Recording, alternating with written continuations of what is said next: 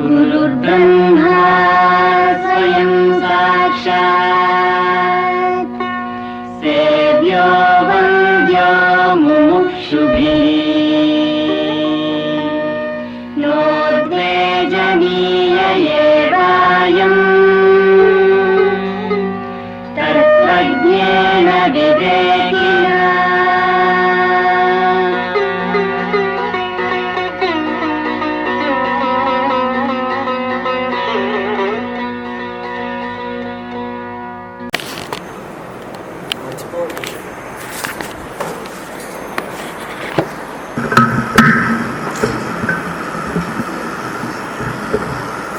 శ్రీరస్తు, శుభమస్తు. బంధువులందరికీ శుభాకాంక్షలు, ఆశీస్సులు.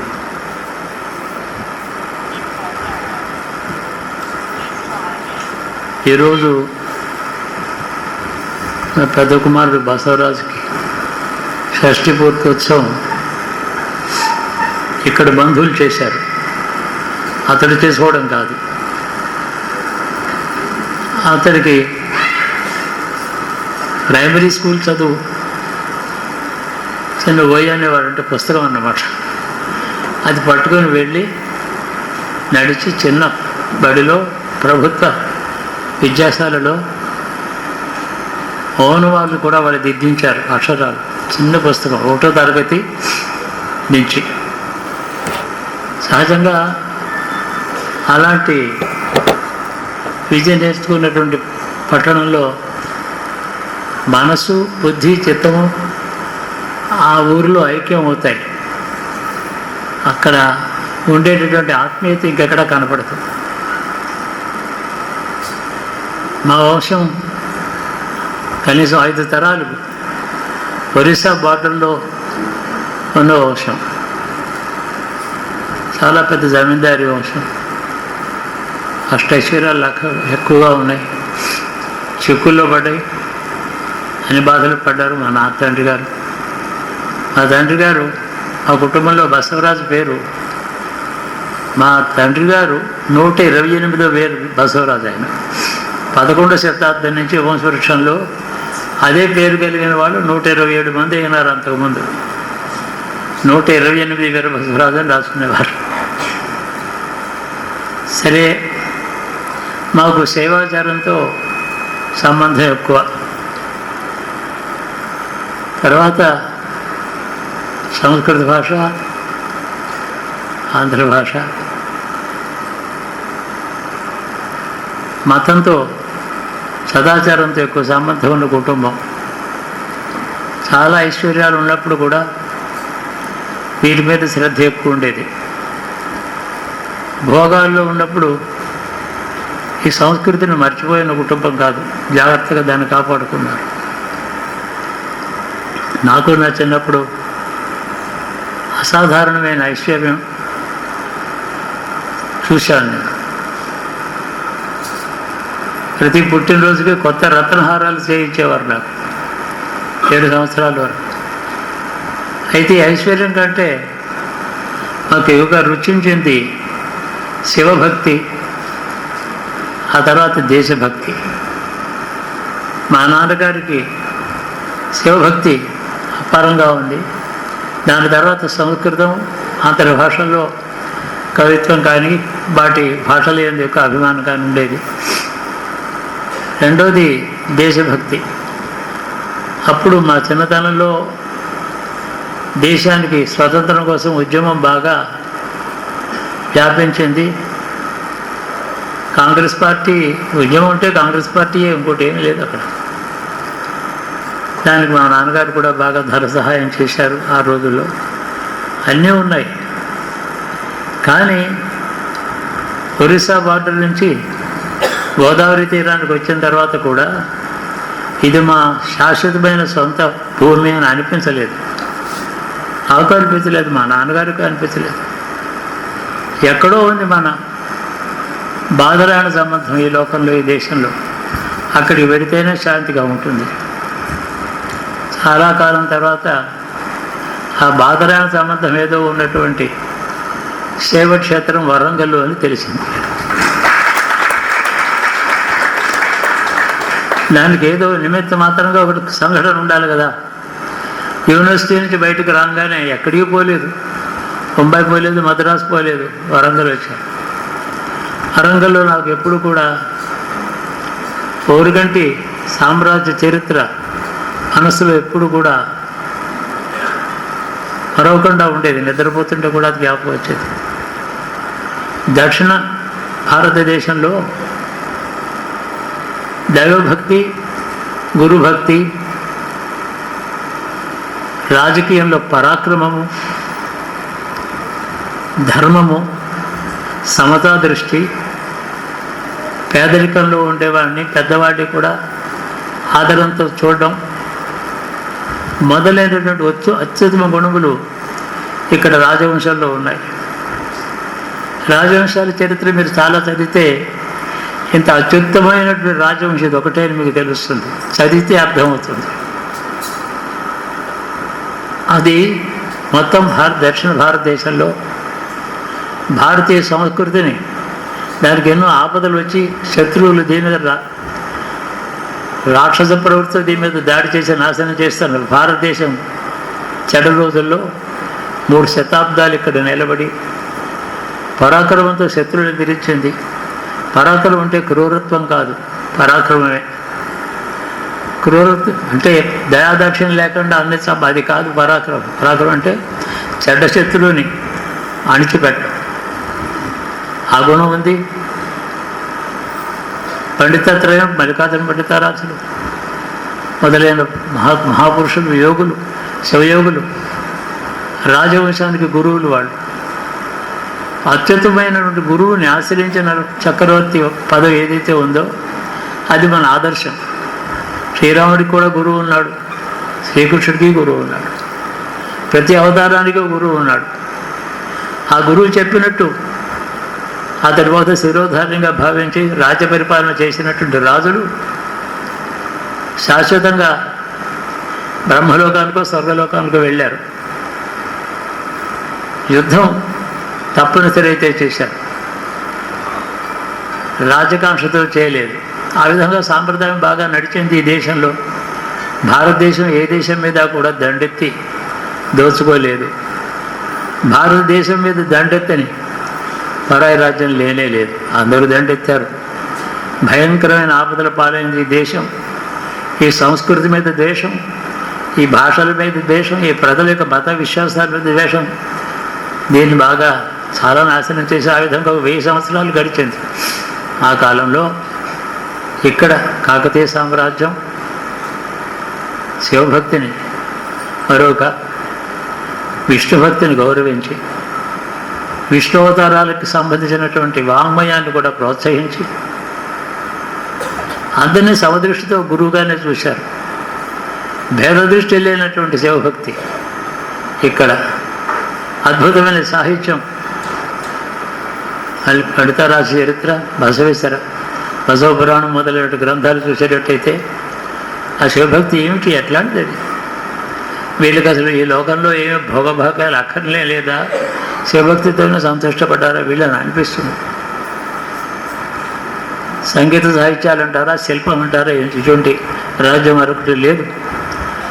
10 రాజ్యముల చరిత్ర, రాజవంశముల చరిత్ర అక్కడ పెట్టుకుని కాకతీయ సామ్రాజ్య చరిత్ర చదివితే ఇట్లాంటిది ఒకటే. దీంతో సమంగా ఉంటే కూడా చాలా గొప్ప, ఎక్కడా లేదు అని అనిపిస్తుంది. నా లోపల ఉండేది, మా నాన్నగారి లోపల ఉండేటటువంటిది శివభక్తి, భారతీయత యొక్క తాత్పర్య బుద్ధి, సనాతన సాంప్రదాయం మీద ఉండేటటువంటి మోహం నుండి, లాలస నుండి, భక్తి నుండి, విశ్వాసం నుండి అవన్నీ ఇక్కడ తృప్తి పొందాయి. ఇక్కడికి వచ్చాక తృప్తి కలిగింది. నా స్వస్థానానికి వచ్చాను నేను అని అనిపించింది. నాకు చాలా ఆపర్చునిటీస్ వచ్చాయి. బొంబాయిలో పెద్ద ఉద్యోగం వచ్చింది, ఇంకేదో నాసిక్లో ఇంకో ఉద్యోగం వచ్చింది. ఇది కాక నాకు ఉద్యోగం చేయాల్సిన అవసరమే లేదు, చాలా ఆస్తులు ఉన్నాయి. అవన్నీ కొద్ది సంవత్సరాల్లోనే కరిగిపోయినాయి. ఏం విచారం అనిపించలేదు.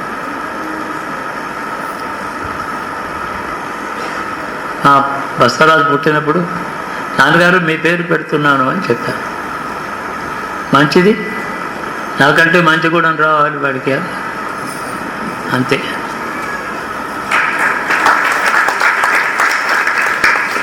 ఈ బసవరాజుకి నేను పెద్ద ఇంజనీరింగ్ పిహెచ్డీలు అవి నేనేం చదివించలేదు. నా అంతస్తుకి, నా హైషియత్ అంటాం ఎంత ఉందో అంతే చదివించాను. అదిగో గవర్నమెంట్ స్కూల్ ఉంది, పేదవాళ్ళందరూ అక్కడికి పోతున్నారు, అక్కడే చదువు. తర్వాత ఏదో గవర్నమెంట్ మిడిల్ స్కూల్ ఉంది, అక్కడ చదువు. బస్. అయినా కూడా చదువులు డిగ్రీల మీద ఆధారపడకుండా గౌరవంగా జీవించడం నేర్చుకో అన్నాడు. వాడికి భగవంతుడితో ఒక ప్రతిభ ఉంది నాకు తెలుసు.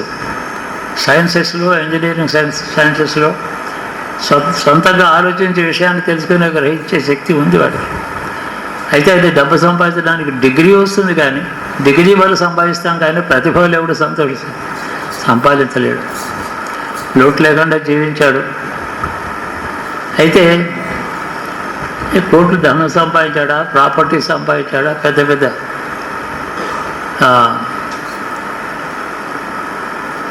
సిటీస్లో ప్యాలెసెస్ కట్టుకున్నాడా, ఏమీ లేదు. కానీ ఇతడు సంపాదించినటువంటి ఐశ్వర్యం మరి ఎవరికి దొరకలేదు. ఏమిటి ఐశ్వర్యం? వరంగల్లో అతని మీద వాత్సల్యంతో, ప్రేమతో, ఇష్టంతో, స్నేహంతో తిరుకరణ శుద్ధిగా ఆశీర్వదించినటువంటి వీళ్ళు ఉన్నారే ఈ సభ, అది ఎవరికి దొరకదు. ఎవరు సంపాదించలేరు. అది శివానుగ్రహం. శివానుగ్రహం అంటే లోకాన్ని దగ్గర చేర్చి బంధుత్వం వాళ్ళలో కల్పించేసింది. దానికి అది బాధరైన సంబంధం అంటే ఏదో వచ్చింది అది. కాబట్టి ఇతడు 60 సంవత్సరాలలో చాలా సంపాదించాడు, చాలా ధన్యమైన జీవనం జీవించాడు. అదృష్టవంతుడు, భాగ్యవంతుడు అని నేను అంటాను. వాళ్ళ దగ్గర 50 లక్షలు క్యాష్ లేదు, ఒక పెద్ద 4 బిల్డింగులు కట్టలేదు. అయినా ఏదో చాదరని విధంగా శివ పూజ, అతిథి పూజ, బంధువులు మేము అందరినీ వినయంతో ఆదరించడం, ఇవన్నీ ఉండే చాలు. ఈనాడు షష్ఠి పూర్తికి ఏ ఊరు చేయాలి, మరి ఏ ఊళ్ళో చేయాలి? భీమునిపట్నం కాదు, విశాఖపట్నం కాదు, హైదరాబాద్ కాదు, వరంగల్లే ఎన్నుకున్నాం. అంతకన్నా మంచి చోటు లేదు. ఇక్కడ పెరిగారు. ఈరోజు ఎంతో పెద్ద మందులు వచ్చాడు. మన జస్టిస్ భాస్కర్ రావు వచ్చారు, మన వైస్ అడ్మిరల్ ఆయన వచ్చారు, పెద్దలందరూ వచ్చారు. ఈ ఊళ్ళో మా శైవాచార పండితులు వారు వచ్చారు, కెప్టెన్ గారు వచ్చారు. వీరందరూ మాకు ఇవాళ పరిచయం 50 సంవత్సరాలు అయింది, 40 సంవత్సరాలు అయింది. 1970 ఆ ప్రాంతాల్లో మాకు పరిచయమైన వారు. సుప్రసన్న ఉన్నారు ఇక్కడ, ఇంకా భూమయ్య గారు ఉన్నారు, ఇంకా ఉన్నారు. ఈ సభలో ఎంతంత పెద్దలు పిలిస్తే కూడా అంత టైం దొరికి ఇక్కడ రావడం ఈజీ కాదు. వచ్చారు. ఇదే వారు సంపాదించుకున్నటువంటి గొప్ప ఐశ్వర్యం. అలభ్యం, అందరికీ దొరకని ఐశ్వర్యం. అది లభించింది కాబట్టి జన్మ సార్థకమనే అంటారు. ఇంకా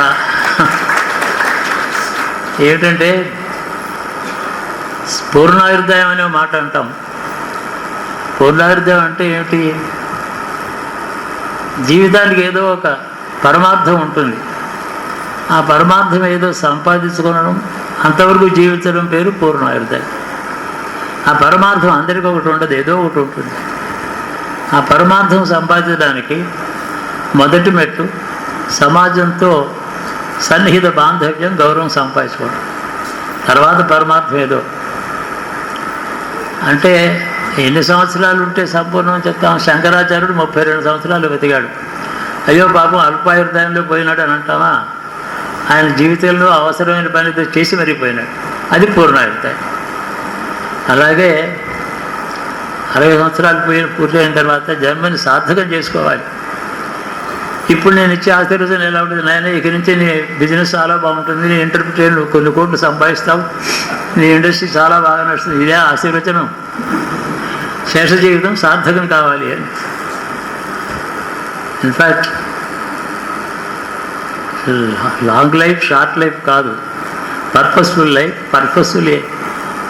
purposeful happy conclusion of life, peaceful life. అది 100 years or 30 years. నేను అదే ఆశీర్వదనిస్తాను. జన్మ సార్థకం చేసుకో.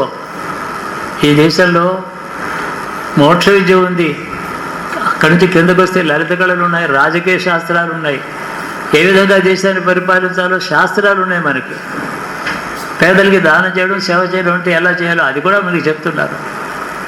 ఈశ్వరుడు చేరుకోవడం ఎలాగో చెప్తుంది. ఇంత రిచ్ కంట్రీ, ఇటువంటి అద్భుతమైన ఐశ్వర్యం ఉన్న దేశం, ఇక్కడ పుట్టడమే ఒక అదృష్టం. అమెరికాలో పుట్టి ప్రెసిడెంట్ అయినా ఇంత అదృష్టం కాదు. చాలా గొప్పది, చాలా గొప్పది ఇది. శేష జీవితాన్ని అలా సార్థకం చేసుకో. ఎన్నాళ్ళు కొట్టు సంపాదించకపోయినా అనవసరాలు లోటు లేకుండా అతిథికి అన్నం పెట్టి ఉన్నావు కదా, అది చాలు. ఇంకా ఆ మాత్రం జీవితంలో లోటు లేకుండా నడుస్తుంది. వస్తే ఇంకొక అడుగు, ఒక అంగుళం పెరుగుతావేమో తెలియదు, కానీ దానికోసం కాదు జీవిత పరమార్థం. ఈశ్వరారాధన. కన్ను మూసుకుంటే శివధ్యానం చేయాలి, మహావిష్ణుని ధ్యానించాలి. కన్ను తెరిస్తే దేశాన్ని చూడాలి. రెండే పద్ధతులు. కన్ను తెరిస్తే చుట్టూ కష్టాల్లో ఉండేవాళ్ళు, చాలా ఉత్తములు, కష్టపడుతున్నటువంటి మంచివాళ్ళు కనబడతారు. కష్టార్జిత రోజు 8 గంటలు లేబర్ చేసి కుటుంబాన్ని పోషించుకుంటున్నటువంటి పేదవాళ్ళు కనబడతారు. ఐశ్వర్యవంతులు ఉండొచ్చు, ఐశ్వర్యం వల్ల గొప్పతనం ఏముండదు, సుఖపడతారు. దాన్ని సద్వినియోగం చేసుకుంటే మళ్ళీ ఐశ్వర్యం వస్తుంది. ఇలాంటి విలువలు ఉన్నటువంటి దేశంలో శేష జీవితాన్ని, దేశాన్ని చూస్తూ, ఈశ్వర ధ్యానం లోపల చేసుకుంటూ, దేశాన్ని చూస్తూ, చేతనైన సేవ పేదలకి చేస్తూ, సంస్కృతిలో జీవించి సుఖజీవనం చెయ్యి. అది ఎంతైనా కావచ్చు. మా తండ్రి గారు 104వ సంవత్సరం ఇంకొక 10 రోజులకు పూర్తి అవుతుందనగా చనిపోయారు. చాలా ఐశ్వర్యాలు ఉన్నాయి, చాలా కష్టాలు పడ్డారు. అన్నీ ఆయనకి రివర్సెస్ లైఫ్లో. ఇప్పుడు సక్సెస్ అంటే ఆయనకి ఏమిటో తెలియదు అసలు. అయినా ఈశ్వరుడి మీద రోజు శ్లోకం, పద్యం రాసుకొని హ్యూమరస్గా మాట్లాడుతూ హాయిగా లైట్ హార్టెడ్గా సుఖంగా జీవించారు. ఆయన విచారము లేదు, దుఃఖము లేదు, ఐశ్వర్యం పోయిన తర్వాత. సో అలాంటి జీవితం అంటే ఏంటంటే, failures and disappointments should not make you week, they must make you stronger every instance. అలాగా స్ట్రాంగ్ విల్ జీవితాన్ని జీవించమని ఆదేశం నాకు, అదే ఆశీర్వదనం. ఎందుకంటే ఇంత ఐశ్వర్యం ఎవరికి దొరకదు. ఎంతమంది ఇంత దూరం నుంచి ఇక్కడికి వచ్చి శుభాకాంక్షలు ఇచ్చారనంటే ఎంత అదృష్టం, ఎంత శివానుగ్రహం. దీన్ని నిలబెట్టుకో, ఈ బాంధవ్యాన్ని గౌరవంతో నిలబెట్టుకో, సుఖజీవనం చెయ్యి, గృహస్థ ధర్మంలో ఏ లోటు లేకుండా జీవించు. చేతనైంది సేవ దేశానికి, పేదవాళ్ళకి చెయ్యి. సంస్కృతిని మాత్రం కాపాడుకో. దేశంలో సంస్కృతిని ప్రోత్సహించు. ఎవరైనా మర్చిపోతే వాళ్ళు గుర్తు చేయి. నీకున్న తెలివి, నీకున్నటువంటి సద్గుణములు ఏవైనా నీకుంటే అది దేశానికి, నీకుండేటటువంటి అభివృద్ధి, అంతరాత్మ అభివృద్ధికి వాడుకో అని చెప్పడమే నా కర్తవ్యం. మీ అందరికీ ఏం చెప్పను నేను థ్యాంక్స్ ఏం చెప్పగలను, వాడు చెప్పాడు అంతే. నేను వాడిని అభినందిస్తున్నాను, ఇంత ఐశ్వర్యం వాడికి దొరికినందుకు. ఇది గొప్ప ఐశ్వర్యం. అందుకని ఏదో ఈ పట్టణానికి ఏదో గొప్ప భవిష్యత్తు ఉందని నాకు కలలు కంటున్నాను. పగటి కళలు కాదు, నిజం కళలు.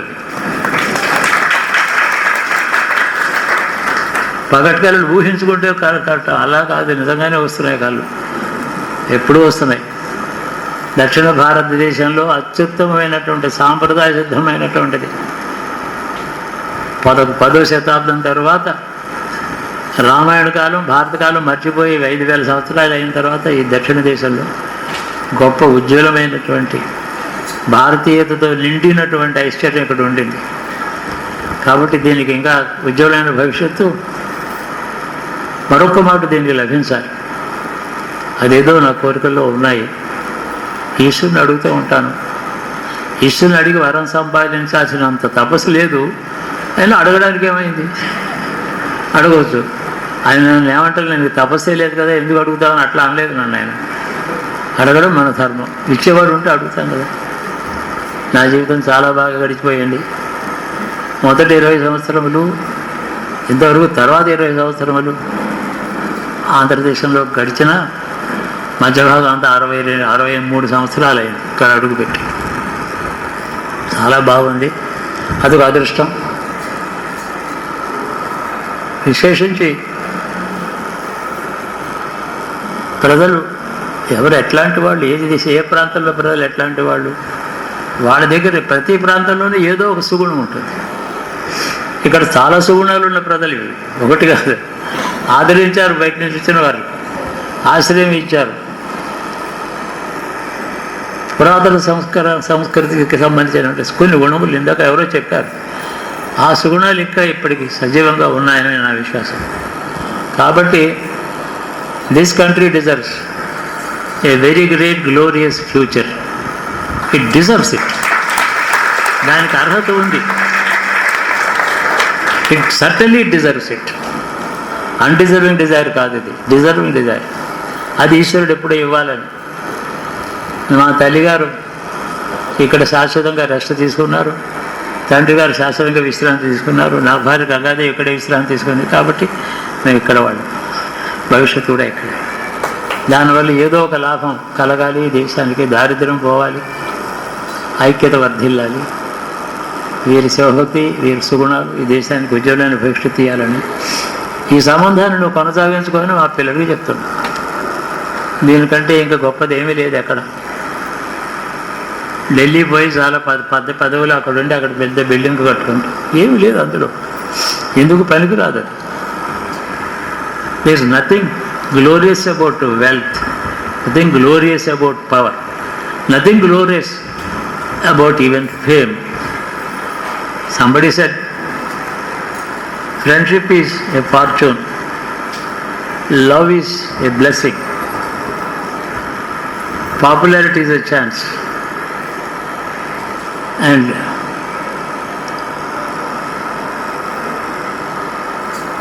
ఆఖరి మాట అన్నాడు, fame is an accident. Fame is an accident. All deserving people are not famous, all famous people are not deserving. కాబట్టి మనకి సంపాదించింది బాంధవ్యమే గొప్పది, చాలు. నేను ఇవన్నీ అడగొద్దు, ఈశ్వరుని బాగా సుఖజీవనం అడుగు. ఈ బాంధవ్యాన్ని కొనసాగించుకుంటూ ఉండని వాళ్ళకి చెప్తాం. మీ అందరికీ శుభాశీస్సులు చెప్పుకుంటూ, ఎక్కువ మాట్లాడానేమో, నాకు టైం తీసుకున్నా తెలియదు. మీ భోజనానికి కూడా ఆలస్యమైంది. ఇంకా నిర్వాహకులు చప్పున వారికి భోజనం పెట్టి ఆలస్యాన్ని క్షమాపణ అడగమని చెప్తాను.